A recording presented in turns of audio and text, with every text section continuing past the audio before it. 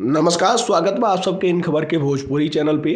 उत्तर प्रदेश में 10 सीट पे राज्यसभा का चुनाव संपन्न भइल। चुनाव परिणाम अइले के बाद बीजेपी खेमा में खुशी का लहर दौड़ गईल।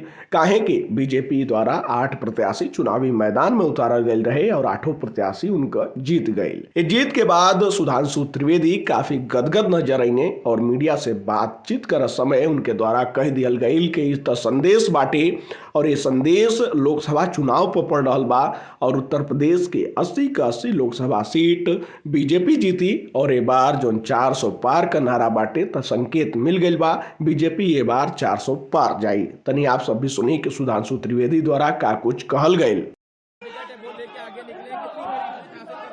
देखिए, बहुत प्रसन्नता का विषय है कि भारतीय जनता पार्टी के सभी 8 प्रत्याशी विजयी हुए और यह एक संकेत है कि अब की बार 400 पार और यूपी में 80 में 80 इस बार।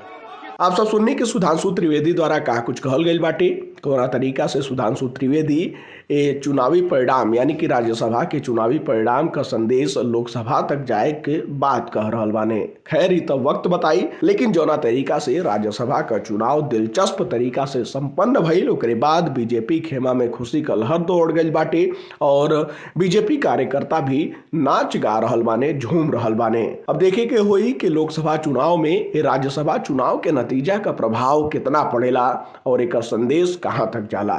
खैर ये जानकारी में इतना ही। देश दुनिया से जुड़ल तमाम खबर देखे खातिर आप सब जुड़े इन खबर भोजपुरी के साथ। धन्यवाद।